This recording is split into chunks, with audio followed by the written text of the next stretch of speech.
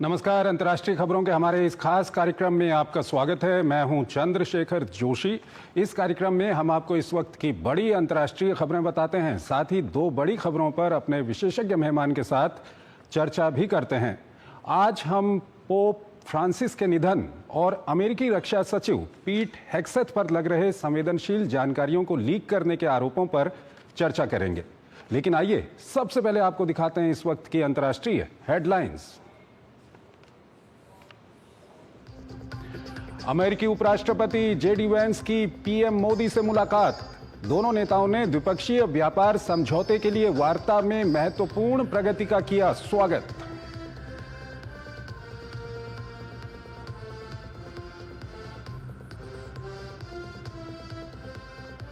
Israel ने Gaza में पिछले महीने 15 स्वास्थ्य कर्मियों की मौत के मामले में मानी गलती।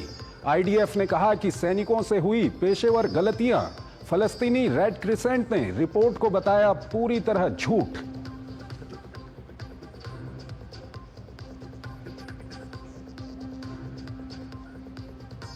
एक दिन के ईस्टर युद्ध विराम के बाद रूस का यूक्रेन पर ताबड़तोड़ हमला। क्रेमलिन ने अमेरिका के यूक्रेन को नेटो में शामिल नहीं करने के विचार का किया स्वागत।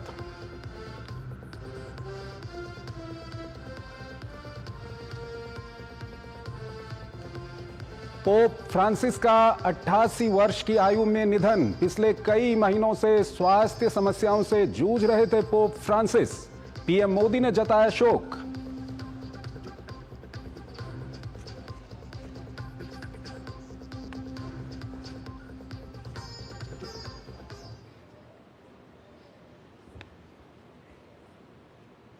और आइए पहली बड़ी खबर की ओर आपको लिए चलते हैं। प्रधानमंत्री नरेंद्र मोदी और अमेरिकी उपराष्ट्रपति जेडी वेंस की नई दिल्ली में मुलाकात हुई। बैठक में कई अहम मुद्दों पर विचार विमर्श हुआ। दोनों नेताओं ने द्विपक्षीय सहयोग के विभिन्न क्षेत्रों में प्रगति की समीक्षा की। उन्होंने दोनों देशों के लोगों के कल्याण पर केंद्रित पारस्परिक रूप से लाभकारी भारत अमेरिका द्विपक्षीय व्यापार समझौते के लिए वार्ता में महत्वपूर्ण प्रगति का स्वागत किया। साथ ही ऊर्जा, रक्षा, रणनीतिक प्रौद्योगिकियों और अन्य क्षेत्रों में सहयोग बढ़ाने की दिशा में निरंतर प्रयासों को भी रेखांकित किया। दोनों नेताओं ने आपसी हित के विभिन्न क्षेत्रीय और वैश्विक मुद्दों पर भी विचार विमर्श किया। साथ ही संवाद और कूटनीति के सहारे आगे बढ़ने पर बल दिया। बातचीत के दौरान पीएम ने अपने सफल अमेरिका दौरे को याद किया। पीएम ने राष्ट्रपति ट्रंप के लिए शुभकामनाएं भेजी और इसी वर्ष उनके भारत दौरे को लेकर उत्सुकता व्यक्त की। इससे पहले पीएम ने अपने आवास पर अमेरिकी उपराष्ट्रपति के परिवार का स्वागत किया। अमेरिकी उपराष्ट्रपति के साथ उनकी पत्नी उषा वेंस और बच्चे भी मौजूद रहे।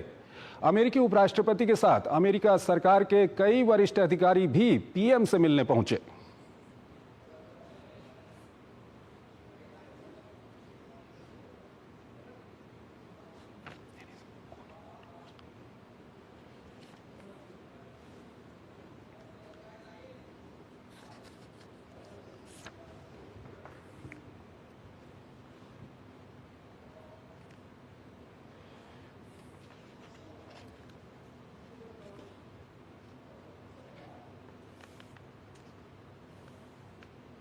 और आइए अगली खबर की ओर आपको लिए चलते हैं। पोप फ्रांसिस का 88 साल की उम्र में निधन हो गया है। वो 1300 साल में पहले गैर यूरोपीय पोप थे। इससे पहले वो 5 हफ्ते तक फेफड़ों में इन्फेक्शन के चलते अस्पताल में भर्ती थे। पोप फ्रांसिस ने समलैंगिक व्यक्तियों के चर्च आने, सेम सेक्स कपल्स को आशीर्वाद देने, पुनर्विवाह को धार्मिक मंजूरी देने जैसे बड़े फैसले लिए। उन्होंने चर्चों में बच्चों के यौन शोषण पर माफी भी मांगी थी। ये रिपोर्ट देखिए। करीब 12 साल पहले वेटिकन में सिस्टीन चैपल की चिमनी से निकला सफेद धुआं सिर्फ एक पोप के चुनाव का संकेत नहीं था, बल्कि इतिहास में बड़े बदलाव का इशारा था। रोमन कैथोलिक के सर्वोच्च धार्मिक पद पर आसीन होने वाले पोप फ्रांसिस 1300 साल में पहली बार गैर यूरोपीय पोप थे। रूढ़िवादी होते हुए भी चर्च में सुधार के बड़े समर्थक थे, लेकिन सांसों ने दगा दिया। 88 साल के पोप फ्रांसिस चर्च में कई सुधारों को बीच में ही छोड़कर इस दुनिया को अलविदा कह दिया। वेटिकन के मुताबिक स्थानीय समय अनुसार सोमवार 7:35 पर पोप ने आखिरी सांस ली। पिछले कई महीनों से पोप स्वास्थ्य समस्याओं से जूझ रहे थे। उन्हें 14 फरवरी को अस्पताल में भर्ती कराया गया था। उनका निमोनिया और एनीमिया का इलाज चल रहा था। वे 5 हफ्ते तक फेफड़ों में इन्फेक्शन के चलते अस्पताल में भर्ती रहे। हालांकि तबीयत में सुधार के बाद 4 मार्च को उन्हें छुट्टी दे दी गई। वो लैटिन अमेरिका से पहले पोप और कैथोलिक चर्च के प्रमुख बनने वाले पहले जेसुइट थे। इससे पहले किसी भी चर्च नेता ने फ्रांसिस नाम नहीं चुना था। उन्होंने ये नाम संत फ्रांसिस की याद में रखा था, जिन्हें पर्यावरण पशुओं के संरक्षक के तौर पर जाना जाता है। पोप फ्रांसिस ने वेटिकन के भव्य और महंगे अपोस्टोलिक पैलेस में रहने के बजाय मार्था गेस्ट हाउस में रहना पसंद किया। पोप को पारंपरिक रूप से सोने की अंगूठी रिंग ऑफ द फिशरमैन पहनाई जाती है, जो कैथोलिक चर्च में उनकी शक्ति और अधिकार का प्रतीक होती है। लेकिन पोप फ्रांसिस ने इस परंपरा को तोड़ते हुए सोने की जगह साधारण चांदी की अंगूठी को तरजीह दी। पोप फ्रांसिस ने समलैंगिक व्यक्तियों के चर्च में आने, सेम सेक्स कपल्स को आशीर्वाद देने, पुनर्विवाह को धार्मिक मंजूरी देने जैसे बड़े फैसले लिए। उन्होंने चर्च में बच्चों के यौन शोषण पर माफी भी मांगी। पोप की 47 विदेश यात्राओं में एशिया, अफ्रीका, लैटिन अमेरिका और पश्चिम एशिया के दौरे शामिल थे। पोप फ्रांसिस हमेशा गरीबों की तलाश करते, झुग्गी झोपड़ियों में रुकते और लोगों को अपने पास आने के लिए आमंत्रित करते। हालांकि पोप फ्रांसिस से जुड़ी कई उम्मीदें पूरी नहीं हुई। भले ही उन्होंने खुली चर्च का आह्वान किया था। प्रधानमंत्री नरेंद्र मोदी ने पोप के निधन पर गहरा दुख जताया है। पीएम ने लिखा कि शोक और स्मरण के क्षण में वैश्विक कैथोलिक समुदाय के प्रति मेरी गहरी संवेदनाएं। अगले पोप के चुनाव में 4 भारतीय कार्डिनल्स को वोट देने का अधिकार होगा, जिससे इस महत्वपूर्ण निर्णय प्रक्रिया में भारत की उपस्थिति महत्वपूर्ण हो जाती है। और इस खबर पर ज्यादा बात करने के लिए हमारे साथ जुड़ रहे हैं फादर क्रिसलर, कैथोलिक धर्मगुरु हैं। उनसे हम बातचीत करेंगे। फादर क्रिसलर, बहुत बहुत स्वागत है आपका हमारे इस कार्यक्रम में। सबसे पहले हम आपसे ये चाहेंगे कि आप कैसे पोप फ्रांसिस को याद करेंगे। मेरे जीवन में विशेष रूप से जब मैं पहले बार एक कैथोलिक पुरोहित बनने का जब मैंने निर्णय लिया था, तब मैंने सीधे पोप फ्रांसिस से प्रेरणा ली, क्योंकि पोप फ्रांसिस का जो जीवन है वो जीवन हमें सिखाती है कि जीवन को हमें सादगी से, सरलता से जीना चाहिए। ईश्वर को अपने आप को समर्पित करना चाहिए। भौतिकवाद से हम दूर रहे और इस संपूर्ण संसार के हर एक व्यक्ति को, चाहे वो किसी भी जात का हो, धर्म का हो, वर्ण का हो, उसे अपना भाई और बहन माने। हमारा जो पर्यावरण है, उस पर्यावरण का हम संरक्षण करें, जतन करें। इन्हीं शब्दों में हम पोप फ्रांसिस का महत्व हमारे जीवन में और विशेष रूप से मेरे जो निजी जीवन में मैं उनका महत्व देखता हूं कि एक धर्मगुरु के नाते, एक पुरोहित के नाते मेरा यह कर्तव्य है कि मैं स्वयं एक दूसरा क्रिस्त बनूं। वही क्रिस्त जिसने 2000 साल पहले लोगों को चंगा किया, लोगों को करुणा दिखाई, उसी तरह मेरे गरीब भाइयों और बहनों में मैं क्रिस्त को देख पाऊं। उन पर करुणा का वर्षा करो, उन पर दया का वर्षा करो और अनुकंपा का वर्षा करो। वास्तव में पोप फ्रांसिस का जो यह निधन है जी, कैथोलिक कलीसिया के लिए और इस अखंड विश्व के लिए एक गहरा और बड़ा नुकसान। फादर क्रिसलर, हमारे जो दर्शक हैं वो ये भी जानना चाहेंगे कि जब कोई व्यक्ति पोप की पदवी पर होता है और उनका निधन हो जाता है, तो फिर कैसे अंतिम संस्कार की जो प्रक्रिया होती है वो कैसे की जाती है? सर्वप्रथम जो कार्डिनल्स है। पोप के बाद जो अधिकार श्रेणी है उसमें कार्डिनल्स आते हैं। कार्डिनल्स संपूर्ण विश्व के कैथोलिक बिशप्स जो है उनमें से चुने गए चुनिंदा जो है वोटर है, उसको हम मतदाता भी कह सकते हैं, वोटर भी कह सकते हैं, और उन्हें हम कहते हैं कि प्रिंस ऑफ द चर्च, यानी कैथोलिक कलीसिया के एक प्रकार से युवराज है। और उनका दायित्व बनता है कि वे आए और जो चुनिंदा जो कार्डिनल्स है, अधिकारी है, बड़े अधिकारी है, वह इस संपूर्ण विधि का निर्णय लेते हैं, इस विधि को अंजाम देते हैं। और इस विधि का आयोजन हम देख सकते हैं वेटिकन में ही किया जाएगा। जो कार्डिनल्स है, जो मुख्य अधिकारी है चर्च के, विशेष रूप से जो सेक्रेटरी ऑफ स्टेट है, विदेश मंत्री है, cardinal for the other affairs, विदेश अफेयर्स, तो उनके द्वारा यह प्रक्रिया को अंजाम दिया जाता है। ठीक है फादर क्रिसलर, अब ये भी हम जानना चाहेंगे कि अगले पोप जो होंगे उनका चुनाव कैसे होगा, और जो भारतीय कार्डिनल हैं उनकी क्या कुछ भूमिका है उसमें? भारत से वर्तमान में 4 कार्डिनल्स हैं। एक है कार्डिनल कुवकार्ड जो केरल से है और फिलहाल वेटिकन में कार्यरत है। एक कार्डिनल बसेलियोस जो केरल से है, सिरोमलंकरा चर्च के प्रमुख हैं।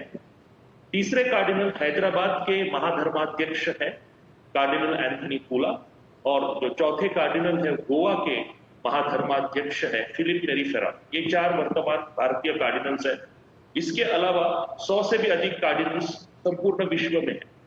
कुछ ही दिनों के बाद हमारे दिवंगत फ्रांसिस पोप परम गुरु स्वामी, इनके दफन विधि के बाद ये एक साथ प्रार्थना में सम्मिलित होंगे और वहां पर प्रार्थना करके परमेश्वर के आशीर्वाद से, पवित्र आत्मा की प्रेरणा से वह नए पोप को चुनेंगे। ठीक है जी। फादर क्रिसलर, आपसे ये भी जानना चाहेंगे कि क्योंकि रोमन कैथोलिक धर्म को और इसके अनुयायी भारत में बहुत लोग हैं, तो भारत के जो चर्च हैं वहां पर क्या कुछ किया जाएगा? भारत के चर्च में जैसे कि CCBI ने जो परिपत्रक प्रसिद्ध किया है, प्रकाशित किया है, हम सर्वप्रथम हमारे दिवंगत पोप साहिब के लिए प्रार्थना करेंगे। पोप फ्रांसिस की आत्म शांति के लिए प्रार्थना करेंगे। उनके स्मरण में 9 दिवस का जो मॉर्निंग पीरियड है, विलाप काल है, विलाप काल भी घोषित किया गया है। और साथ ही साथ हम नए पोप के चुनाव प्रक्रिया के लिए भी प्रार्थना करेंगे, प्रयास करेंगे।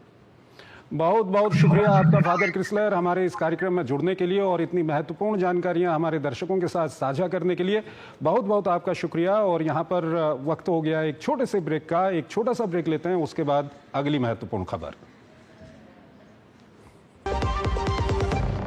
सस्ते वाले दाल मसाले स्वाद हुआ बेकार, MDH की हल्दी मिर्ची धनिया करे कमाल, रंग दे ये खुशबू दे ये तीखा ये कम पड़े, क्या निराला MDH मसाला।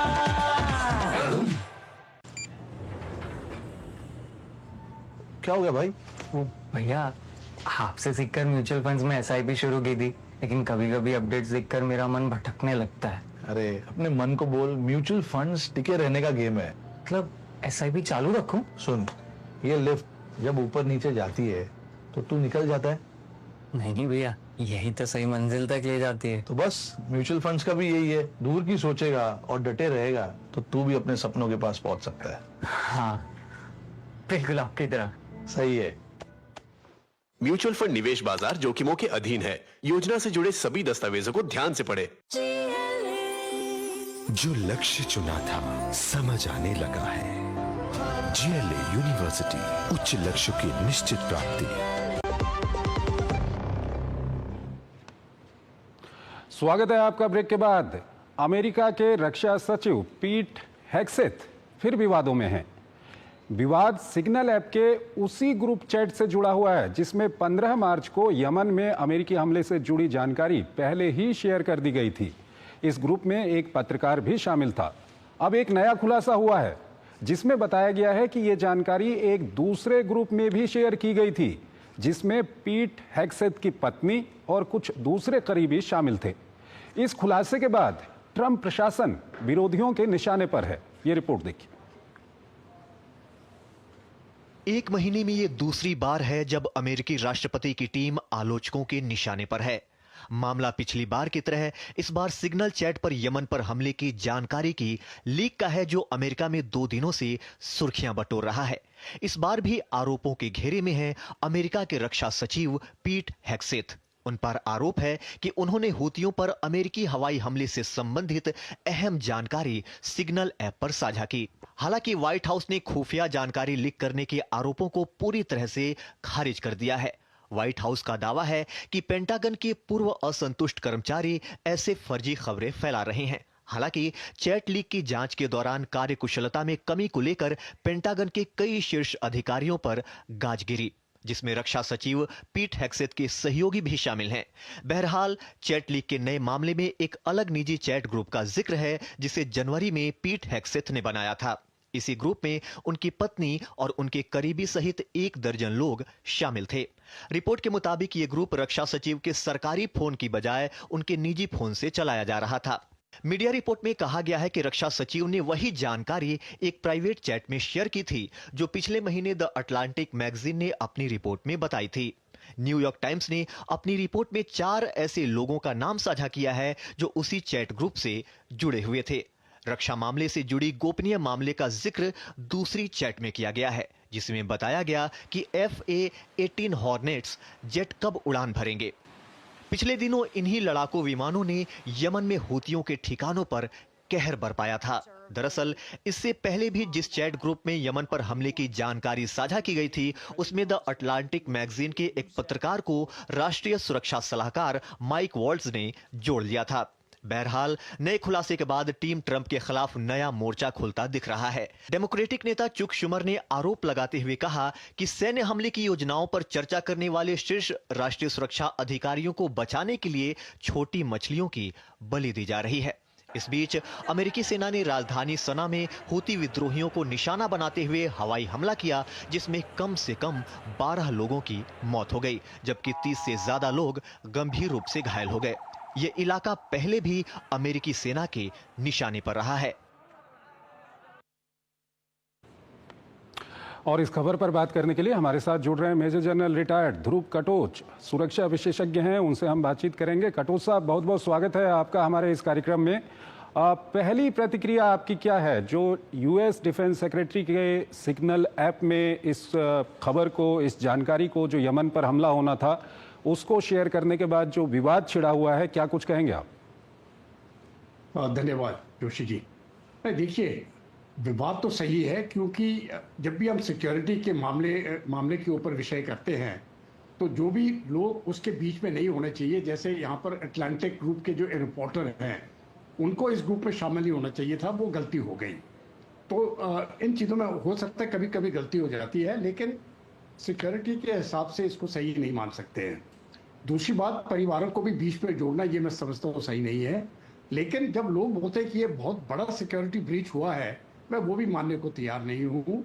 सिक्योरिटी ब्रीच हुआ है, लेकिन उतना बड़ा ब्रीच नहीं है जितना कि लोग बोल रहे हैं। कोई स्टेट सीक्रेट उस प्रकार की जो कहते हैं वो लीक नहीं हुई है।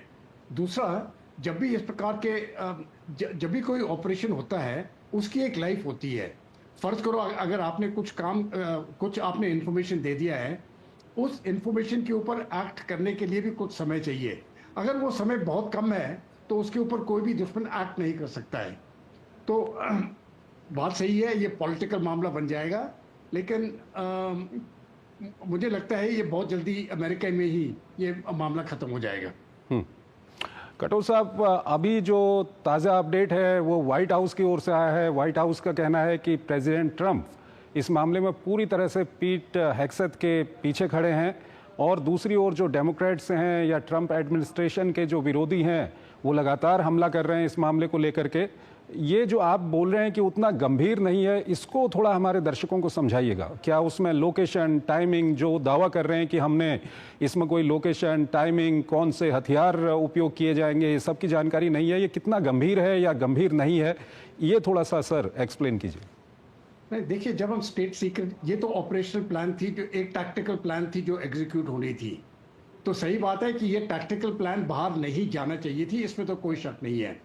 लेकिन जब हम स्टेट सीक्रेट्स की बात करते हैं वो बहुत बड़ी चीज़ें होती हैं, वो इससे बहुत बड़ी चीज़ें होती हैं। तो मैं मानता हूँ ये नहीं होना चाहिए था, और ये मुझे लगता है कि ट्रंप एडमिनिस्ट्रेशन भी मानता है कि ये जो हुआ है वो सही नहीं है। लेकिन ये कहना कि स्टेट के बहुत बड़े सीक्रेट्स वगैरह रिवील हो गए हैं जिसके लॉन्ग टर्म कॉन्सिक्वेंसेस होंगे, वो नहीं है। ये एक टैक्टिकल ऑपरेशन था जिसके ऊपर जिक्र किया गया था कि कौन से हथियार, कौन से एयरक्राफ्ट किस समय पर इस्तेमाल होंगे। इसके ऊपर जो हुतीज हैं उनको रिएक्शन करने का कोई मौका नहीं था। तो जो असर होना चाहिए था उसमें, जो नेगेटिव असर होना चाहिए था, मेरे अपने विचार से कोई नेगेटिव असर नहीं हुआ है। लेकिन वो बात जो आपने शुरू में कही वो बात सही है कि ये शुरुआत नहीं होना चाहिए थी। जब हम मिलिट्री के मामले की बात करते हैं ये बड़ा क्लोज सर्कल होता है और नीड टू नो बेसिस के ऊपर ही लोगों को बताया जाता है, और जो उसके बीच में शामिल नहीं है उनको वहां से बाहर ही रख दिया जाता है। अभी जरूरी बात है, ये पॉलिटिकल इशू तो बनेगा ही, लेकिन मैं नहीं समझता कि ये बहुत गंभीर इशू है। पॉलिटिकल इशू जरूर है, और इसके ऊपर डेमोक्रेट्स जो है जितना पॉलिटिकल फायदा उठा सकेंगे, उठा सकते हैं, उसकी वो कोशिश करेंगे। इसलिए प्रेसिडेंट ट्रंप अपने डिफेंस सेक्रेटरी को प्रोटेक्ट कर रहा है, क्योंकि उनको भी लगता है कि ठीक है, इस प्रकार से जो जब सिक्योरिटी लीक की बात करते हैं और वो उस प्रकार की लीक्स नहीं है कि भाई स्टेट सिक्योरिटी वगैरह चली गई। ये लोकल टैक्टिकल प्लान थी जिसके बारे में जिक्र किया गया है। वैसे वो भी नहीं होना चाहिए, लेकिन स्टेट सीक्रेट्स जब हम बोलते हैं मैं उसको इतना सीरियसली लूँगा जितना लोग समझ रहे हैं। ठीक है कटोच साहब, यहाँ पर हम ये भी जानना चाहेंगे कि यमन में जो यूएस का वहाँ पर मिलिट्री ऑपरेशन चल रहा है, इसके बारे में भी थोड़ा हमारे दर्शकों को बताइए, क्या कुछ और किस कारण से यूएस जो है यमन में वहाँ पर अपना मिलिट्री ऑपरेशन यूएस ने शुरू किया है? देखिए, यमन पे जो है हुतीज ने कंट्रोल ले लिया है। यमन में दो फोर्सेज हैं, एक गवर्नमेंट कंट्रोल फोर्सेज है और एक हुतीज के साथ कंट्रोल फोर्सेज है। और हुतीज का जो एरिया है वो ज़्यादा बड़ा है। अभी आप हुतीज को जो सपोर्ट दे रहे हैं वो है ईरान, और पूरी उनके हथियार, इंटेलिजेंस, ट्रेनिंग, जो भी आप सोच सकते हो, फाइनेंशियल सपोर्ट, उनको ईरान की तरफ से मिल रही है। इस समय पर ईरान वैसे थोड़ा काफ़ी कमज़ोर हो चुका है, क्योंकि उन्होंने बाकी जगह पर वेस्ट एशिया में जो ऑपरेशन हुए हैं, खास करके हमास के विरुद्ध और हिजबुल्लाह के विरुद्ध, उनको बहुत नुकसान हुआ है। लेकिन फिर भी वो हुतीज को सपोर्ट कर रहा है। और हुतीज क्या कर रहे हैं, जो मेडिटेरियन जो शिपिंग के रूट्स हैं वहाँ पर, उन शिपिंग के रूट्स को अटैक कर रहा है, और उन्होंने अमेरिकन शिप्स भी अटैक की है। अभी अमेरिका और भारत और बाकी देश जो है वो हम चाहते हैं फ्री एंड ओपन शिपिंग, कि भाई शिपिंग जो है रेड सी के ऊपर और इंडियन ओशन के ऊपर ये बिल्कुल फ्री और ओपन हो और उसमें कोई खतरा ना हो। आपने देखा होगा कि जब पिछले साल की बात है, ये भारतीय नौसेना ने ही मेरे ख्याल से ये जो कुछ रेबेल ग्रुप्स थे उनकी शिप के ऊपर उन्होंने कब्जा किया था, और वो शिप को उन्होंने छुड़ा दिया था, उनको फ्री कर दिया था। तो भारत भी इस ऑपरेशन में बिल्कुल शामिल है, और अमेरिका भी इस पे बिल्कुल शामिल है। वो चाहते हैं कि ये फ्री एंड ओपन शिपिंग हो। तो हुतीज को मैसेज देने के लिए वो हुतीज, अमेरिका जो है हुतीज की टारगेट यमन में उनके ऊपर हमला कर रही है, जहां पर अमेरिका समझता है उनकी पोजीशंस उस स्थान पर है। तो जो उनके मिसाइल पोजीशंस हैं, उनके गन पोजीशंस हैं, जो भी उनके मिलिट्री के एस्टैब्लिशमेंट हैं, उसको नुकसान पहुंचाने के लिए अमेरिका ने ये हवाई जहाज अटैक्स और मिसाइल अटैक शुरू किए हैं।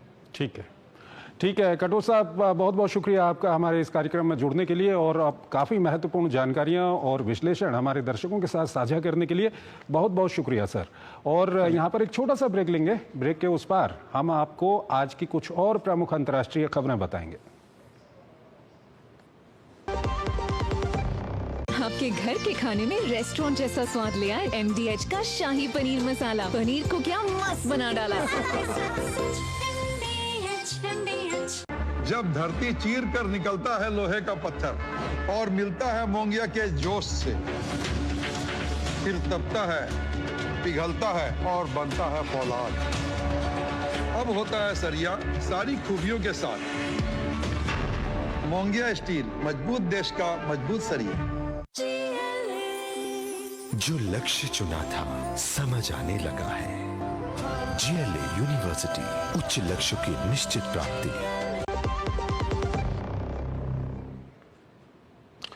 स्वागत है आपका ब्रेक के बाद, और अंतर्राष्ट्रीय खबरों के इस खास कार्यक्रम को हम यहीं पर समाप्त करते हैं, लेकिन जाते जाते आपको छोड़ जाते हैं आज की कुछ और प्रमुख अंतर्राष्ट्रीय खबरों के साथ। आप इन खबरों को देखिए और हमारी पूरी टीम को इजाजत दीजिए। नमस्कार। अमेरिका और चीन के बीच चल रही ट्रेड वॉर के बीच चीन ने अपनी बौखलाहट दिखाते हुए दुनिया भर के देशों को धमकी दे डाली है। चीन ने धमकी दी है कि वे चीनी हितों की कीमत पर अमेरिका के साथ ट्रेड डील करने की कोशिश करने वाले देशों पर जवाबी कार्रवाई करेगा। चीन के वाणिज्य मंत्रालय ने कहा कि अमेरिका जवाबी कार्रवाई के नाम पर अपने साझेदारों पर मनमाने ढंग से शुल्क लगा रहा है और उन पर बातचीत के लिए दबाव भी डाल रहा है। ईस्टर के दिन के लिए घोषित युद्ध विराम के खत्म होते ही रूस ने सोमवार को तड़के यूक्रेन को निशाना बनाकर मिसाइलें और ड्रोन दागे, जिसमें कीव और यूक्रेन के पूर्वी हिस्से को निशाना बनाया गया। इस बीच क्रेमलिन के प्रवक्ता दिमित्री पेस्कोव ने कहा है कि ट्रंप प्रशासन द्वारा यूक्रेन को नाटो सदस्यता नहीं देने की पोजीशन रूस को संतुष्ट करती है। वहीं अमेरिकी राष्ट्रपति डोनाल्ड ट्रंप ने रूस और यूक्रेन के बीच इस हफ्ते डील होने की आशा जताई है। कांगो लोकतांत्रिक गणराज्य की सरकार ने कहा है कि उसने पूर्व राष्ट्रपति जोसेफ कबीला की राजनीतिक पार्टी को निलंबित कर दिया है और देश के पूर्व में रवांडा समर्थित विद्रोहियों को समर्थन देने के आरोप में उनकी संपत्ति जब्त करने का आदेश दिया है। इजरायल की घरेलू खुफिया सेवा शिन बेट के प्रमुख रोनेन बार ने सुप्रीम कोर्ट में पेश एक हलफनामे में कहा है कि प्रधानमंत्री बेंजामिन नेतन्याहू ने उन्हें बर्खास्त करने का जो कदम उठाया है वह इजरायली प्रदर्शनकारियों पर जासूसी करने और उनके भ्रष्टाचार के मुकदमे को बाधित करने जैसे अनुरोधों को पूरा करने के कारण उठाया गया है। दक्षिण सूडान की सेना ने बताया कि उसने ऊपरी नील राज्य के एक प्रमुख शहर पर फिर से कब्जा कर लिया है, जिसे उसने मार्च में जातीय नुएर मिलिशिया के हाथों खो दिया था, जिसके कारण प्रथम उपराष्ट्रपति रीक मचर की गिरफ्तारी हुई और राजनीतिक संकट बढ़ गया।